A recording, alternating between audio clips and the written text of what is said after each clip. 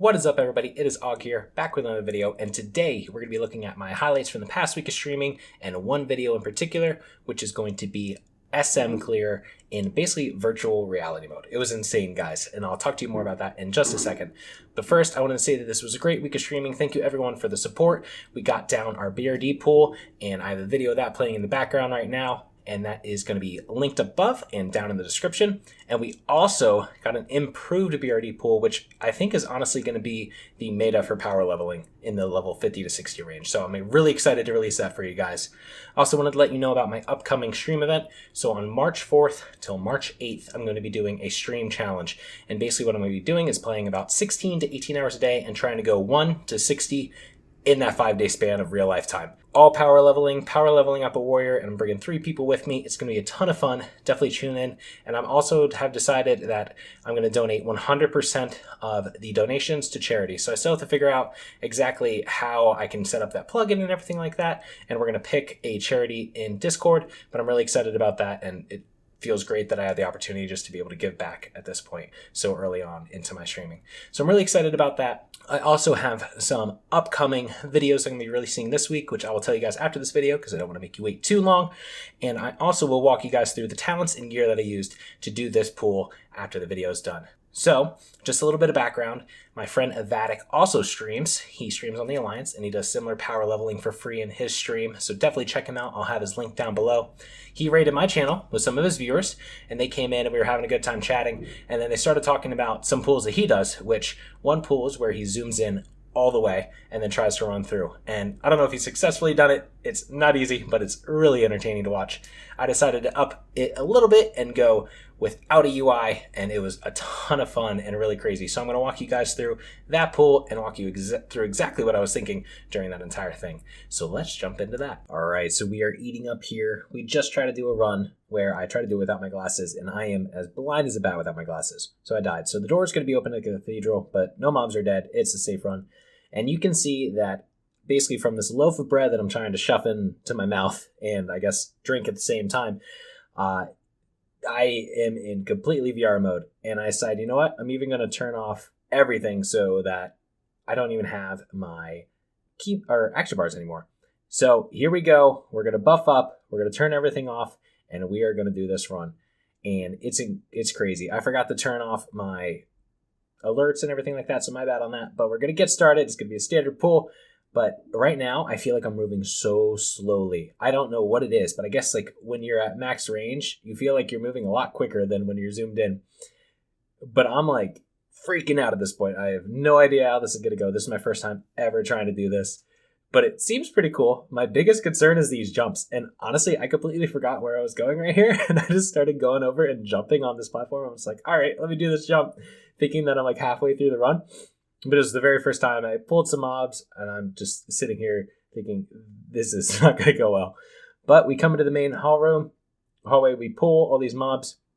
I can kind of see when I cast abilities. So I know that like I just got an ice barrier put up on myself. I know that I have Nova, and I can see those mobs coming. So far, nothing's too crazy.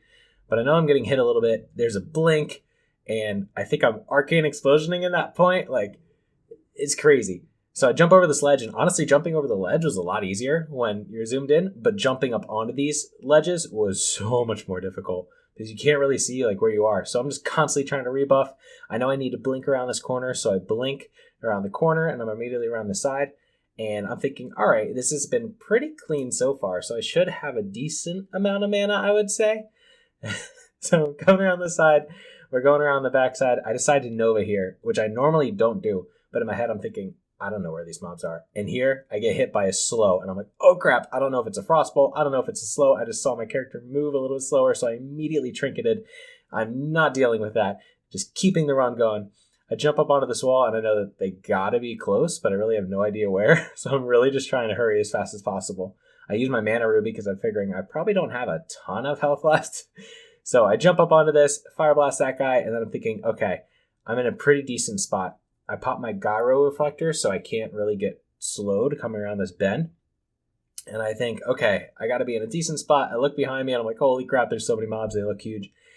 Come down this side, and here, actually, I started doing this thing, guys, where I block on the steps But here's probably the scariest part of the entire pull, because look at all these mobs just like trying to beat me down. And I have no idea how much longer I have on my ice block because I don't have any like timers. I can't see any buffs or anything like that. So I'm just sitting there. I'm like, oh crap. So I come out. I decide, all right, I got to be close to the end of it. I come out. I get lucky. Only one resists. So I decide to go for the sheep and then immediately go into Blizzard. But I don't have enough mana for max rank Blizzard. So clearly I didn't do well with keeping up my mana while I ran through. So I'm like, all right, crap. I need to be able to get back mana. Still have to do rank 1 there. I jump off and I'm like, all right, I should have enough mana now. And I start going into even one more rank 1. But I'm getting a ton of mana back from these frostbolts. So I go back up and now I think I start full Blizzard right here. And this part is not terribly tough, but I have no idea how close the mobs are getting to me before they hit me with leeway, obviously. So I could be getting hit there. But the scariest part I'm thinking in my head right now is, what am I going to do when the mobs start running away? And if you guys didn't see the safe spot video, I'll link the safe spot video up above. It's how you can basically use this spot so they go back and forth, and you just basically use the terrain to keep them off you at all times. But at this point, a lot of them are starting to run away. And so I'm like, I have to kill these mobs somehow before they get to me. But there's no good way to do it. And I decided to go for a Blizzard and play it safe, because with this Blizzard strategy, they're going to have to run right back up the path.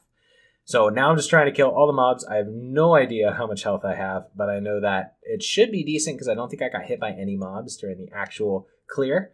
So I'm just trying to stay away from them as much as I can. Every mob looks massive on the screen. It was so much fun to do this, guys. I want to do this with Mara. I want to do more of these. And if you guys have any ideas for other challenges, I don't know what they would be. One person has said blindfolding myself before, which would be pretty wild. So just trying to do it with basically sound. Let me know in the comments down below, because I'm really curious about any kind of challenges that you guys would like to see, and I would love to do them on stream. But we end up getting down the pool. We kill all the mobs, thankfully, with that last shot right there, and we survived. So it was a crazy pool. Just as far as health goes, I think I ended up at like 35% health and 15% mana or something wild like that. So real quick, I just want to show you my health after the pool. We ended up having 53% health and 36% mana. That was my first time trying to do the VR mode, which is basically zoomed in all the way and no toolbar at all. So hope you guys enjoyed that. Let me know if you have any ideas for other kind of things that I can make down in the description below. All right, so a lot of people at the end of my videos asked to see my gear, so I wanted to include my gear and I wanted to include my talents in this video for anyone who was curious. So you really don't need a lot of gear for the SM Cath pulls. When I got started with them, I was using BOE gear. I was using some pieces that I got out of like Scolo and stuff like that, like a Devout Crown, but you really don't need good gear. You don't need a ton of mana or resist or anything like that. I recommend having 30 frost resist. It's better to have 50 frost resist, but honestly, that's plenty. Like the main things that you need to do are just work on your path strategy to make sure that you're going the right path, because then you're not going to get hit by many frostbolts at all. And then one big benefit that you can do is pick up the PvP trinket. So Insignia of the Horde or of the Alliance really makes a huge difference, because when you get that unfortunate slow, all you have to do is pop your trinket and you are immediately out of it and ready to go again. Another item that helps is the Gyro Freeze Ice Reflector. Now I like to use this when I'm right about to go into my block, when I'm running around the side, because you have a lot of frostbolts coming at you. And what you can do is you reflect all of the frostbolts back at the individuals during that run, so you don't need to worry about getting slowed. So that actually really helps a lot. It's only engineers though, so it's not really the biggest deal. Again, the trinket and this Gyro Freeze, I've only had for my last like 10 SM runs. So I've done 1,000 runs without these. You do not need them. I also like to pick up some frost resist rings. This is a really easy way to get enough frost resist to do these pulls. You get 2 of these 20 frost resist rings, you're good on frost resist. You don't need to worry about any other kind of frost resist.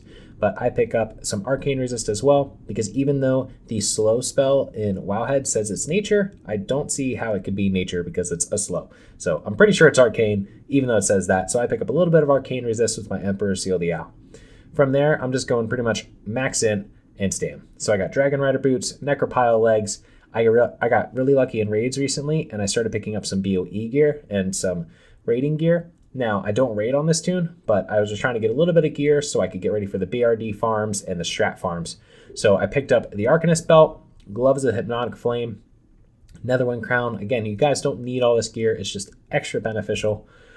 Tempest Talisman, Arcanist Mantle, I picked up a of the Eagle cloak. So this is just a green cloak that I have. It's got 9 int, 10 stam, and I enchanted it with 5 resistance, which actually comes in handy in a lot of different situations. Arcanist robes, and then magical cuffs. So I don't really have great gear, guys. You don't need it. What you do need is just get down the strat and make that part clean, and you'll be good to go from there. As far as talents goes, this is kind of what I found to be the best talent setup for when you're doing large pools, because you're able to reduce a lot of damage while also still putting out a lot of damage and having a lot of mana at the same time. So we have our standard frost build. This is pretty much every frost build you're going to have for AoE farming, unless you're doing some hybrid spec, is skipping improved frostbolt, skipping frostbite, which is frostbite is really detrimental to AoE farming, and skipping winter's chill, but maximizing everything else.